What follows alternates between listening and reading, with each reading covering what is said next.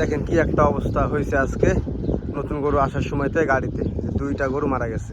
আর দুইটা গরু মারা যাওয়ায় প্রায় বাংলাদেশের টাকায় 4 লক্ষ টাকা লস। আসসালামু আলাইকুম। তো আপনারা ভিডিও শুরু দেখে অবশ্যই বুঝে গেছেন যে আজকে কী নিয়ে ভিডিও হবে। তো আশা করি সবাই ভালো আছেন এবং আল্লাহ তাআলা আপনাদের সকলকে ভালো রাখছে। তো এখানে আজকে খামারে কিন্তু এক গাড়ি গরু আসছে এবং এক গাড়ি গরুতে টোটাল 20 পিস ছিল। আর 20 পিসের মধ্যে 2 পিস এরকম গাড়িতে মারা গেছে। এখন আপনাদের মনে কিউরিওসিটি জাগতে পারে বা মনে প্রশ্ন আসতে পারে যে ভাই কিসের জন্য মারা গেল। এখন কথা হচ্ছে যে ওই গরুগুলো কিন্তু অনেক দূর থেকে আসে, এখানে আসে প্রায় আপনার 400 কিলোমিটার দূর থেকে কিন্তু আমাদের এই খামারে আসে গরুগুলো। আর এই গরুগুলো আমি কিন্তু প্রতিনিয়ত আপনাদেরকে বলি একটা কথা যে রিজেক্ট গাভী।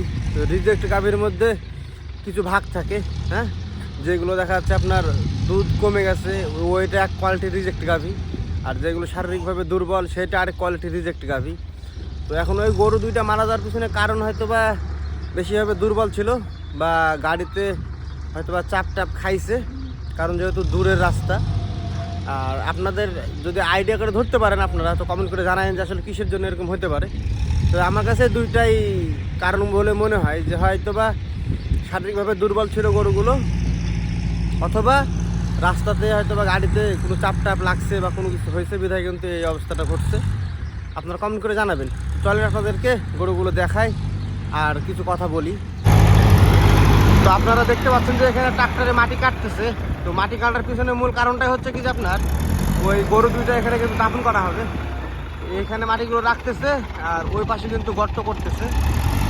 ওই গর্তের ভিতরে গরুগুলো দাফন করে দেওয়া হবে। পরবর্তীতে এই মাটিগুলো দিয়ে আবার ওই গরুগুলো ঢেকে দেওয়া হবে। আর এই যে ট্রাক্টর দিয়ে কিন্তু তার সম্পূর্ণ কাজটি শেষ করা হবে। তো সেটা দেখাবো আপনাদেরকে আমি ইনশাআল্লাহ। তো যা হোক, এখানে গর্ত করতে থাক গরু দাফন দেওয়ার জন্য। আর আমি আপনাদেরকে দেখাই আর একটু বিস্তারিত এবং বলি যে এই গাড়িতে কিন্তু নতুন গরুগুলো আসছে এবং এই গাড়িতেই 20 পিস গরু আসছিল, তার ভিতরে 2 পিস গরু মারা গেছে এবং গরুগুলো নামাই কিন্তু ওই পাশে রাখা আছে। দেখেন কিভাবে নামানো হয়েছে, ওইটার ভিডিও দিয়ে দিচ্ছে আমি স্ক্রিনে। সাধারণত গরু যখন গাড়িতে মারা যায় তখন এইভাবে ট্রাক্টর দিয়ে দড়ি দিয়ে বেঁধে নামানো হয়। আর এখানে সবচেয়ে বড় কথা হচ্ছে যে গরু দুইটা মারা গেল।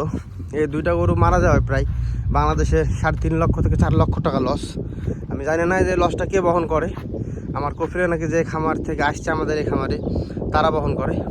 তবে নিজের কাছে পার্সোনালি খারাপ লাগতেছে যে এত বড় একটা দুর্ঘটনা ঘটলো। এমনিতে তো অনেক খারাপ লাগে যে এত সুন্দর সুন্দর দুধের গাভীগুলো জবা করে ফেলতেছে, কষেখানায় দিয়ে দিচ্ছে। তার উপরে আবার এরকম ঘটনা যখন ঘটে গাড়ির উপরে, তখন মন মানসিকতাটা একদম ভেঙে যায়। তো আসলে এখানে আমাদের কিছুই করার নেই।